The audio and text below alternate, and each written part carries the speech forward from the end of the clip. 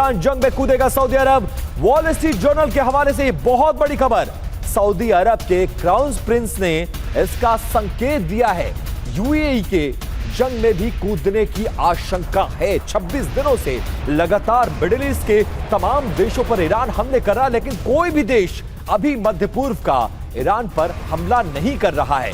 लेकिन सऊदी अरब और संयुक्त अरब अमीरात, ये दोनों देशों से ये संकेत मिल रहे हैं कि ईरान को सबक सिखाना जरूरी है और युद्ध के मैदान में ये दोनों भी पलटवार करते हुए नजर आ सकते हैं। अब सवाल यह कि क्या जंग में कूदेंगे सऊदी अरब और यूएई? सऊदी अरब और यूएई ने जंग में कूदने के संकेत दे दिए हैं। ईरान के खिलाफ यूएस इजराइल के साथ मिलकर ये लड़ेंगे। सऊदी यूएस को किंग फहद बेस के इस्तेमाल पर सहमत हो गया है।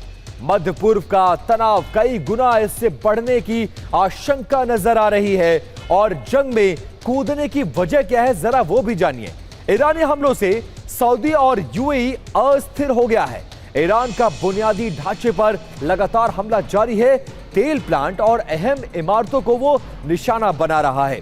सऊदी के अरामको प्लांट पर भी अटैक किया था और पूरी दुनिया में इसका असर दिख रहा है।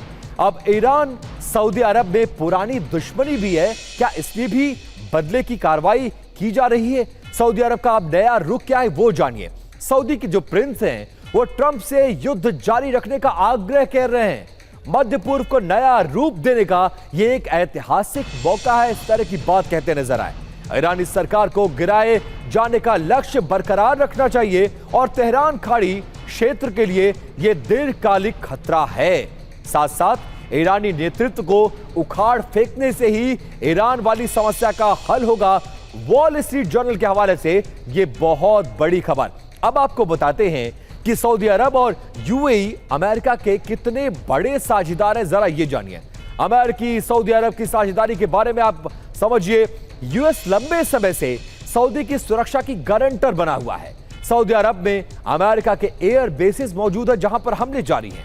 यूएस सैनिक जेट, मिसाइल और डिफेंस में सऊदी में तैनात है। इन तमाम चीजों को लेकर सऊदी दुनिया का सबसे बड़ा यूएस हथियारों का खरीदार है। सऊदी अरब के पास मध्य पूर्व में सबसे मजबूत एयरफोर्स वहां पर मौजूद है। और अमेरिका यूएई के भी साझेदारी को सऊदी के बाद अब अमेरिका और यूएई की साझेदारी को समझिए। अमेरिका ने यूएई को दिया है नॉन नेटो सहयोगी का दर्जा। यूएई मध्य पूर्व में अमेरिका का फॉरवर्ड ऑपरेशन हब है।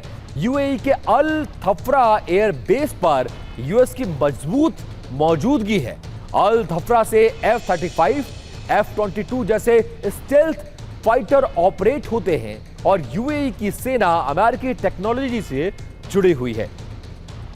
मनीषा का एक बार रुक कर लेते हैं। मनीष, मिडिल ईस्ट 26 दिनों से इस युद्ध में वॉर को झेल रहा है, लेकिन अब तक पलटवार नहीं।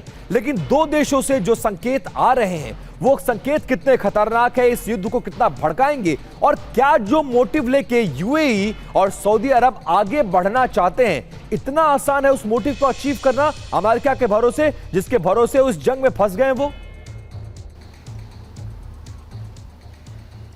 बिल्कुल विपिन, आपके सवालों का जवाब देते हुए एक अपडेट भी मैं दे दूं कि एक बार फिर से ईरान ने तेल अवीव को टारगेट कर मिसाइल से हमला किया है और उसके अलर्ट आए हैं। मेरे पीछे जो आप अभी इतने सारे लोग देख रहे हैं, ये वो लोग हैं जो यहाँ आसपास में रहते हैं और मिसाइल के अलर्ट के आने के बाद से ये सभी लोग सुरक्षित बंकर में जाने के लिए बंकर के ठीक सामने आकर खड़े हो गए हैं। कुछ ही पल में सायरन बजेगा और उसके तुरंत बाद ये सभी लोग बंकर में चले जाएंगे और उसी समय ठीक तेल अवीव के आसमान पर मिसाइल पहुँचने वाला है। तो ये स्थिति तो अभी की है, लेकिन बिल्कुल आपने सही कहा। देखिए, सीधी सी बात है कि इस वक्त जो ईरान के साथ जंग हो रहा है उसमें तो लगातार यही बात कही जा रही है कि इजराइल के साथ साथ सऊदी अरब ने प्रेसिडेंट ट्रंप को इस बात के लिए कन्विंस किया कि ईरान के खिलाफ जंग लड़ी जाए और इस बात का एहसास ईरान को है, इसलिए ईरान ने सऊदी को और यूएई को बहुत ज़्यादा टारगेट किया। वैसे भी ईरान की नज़र में सऊदी और यूएई ये दोनों बहुत अच्छे पार्टनर हैं ट्रंप के और प्रेसिडेंट ट्रंप ने भी खुद इस बात को कल जब उनसे पूछा गया तो उन्होंने कहा कि जो सऊदी के किंग हैं वो बहुत अच्छे वॉरियर है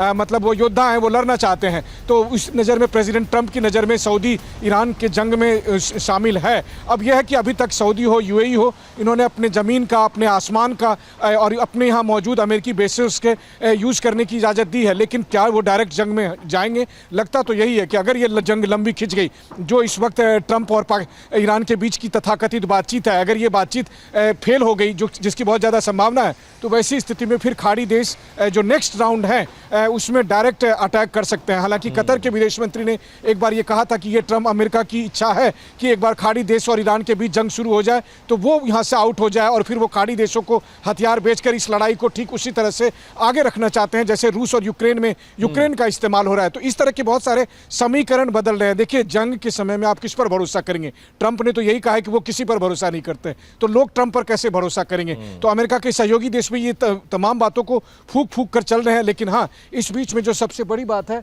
वो यही है कि ये जंग जारी है, इस जंग के रुकने का कोई नाम नहीं ले रहा, ईरान भी नहीं थक रहा और उसकी सबसे बड़ी गवाही इस वक्त तेल अवीव से मौजूद रहकर मैं कह सकता हूं कि अभी कुछ ही पल में यहां पर ईरान के मिसाइल पहुंचने वाले हैं और उसके लिए लगातार अलर्ट बज रहे हैं। वहीं दूसरी तरफ अगर आपको मैं कहूं कि अमेरिका के जो सहयोगी देश हैं, अमेरिका के सहयोगी देश भी ये देख रहे हैं कि अब अमेरिका की अगली रणनीति क्या होगी। देखिए, यह भी बहुत बड़ी बात है कि अमेरिका का सबसे बड़ा एयरक्राफ्ट अमेरिका की अगली रणनीति पर पूरी दुनिया की निगाह है। लेकिन अगर ये दोनों देश इस जंग में कूदे तो जंग का दायरा और बड़ा होगा और विध्वंस इससे भी ज्यादा बढ़ सकता है।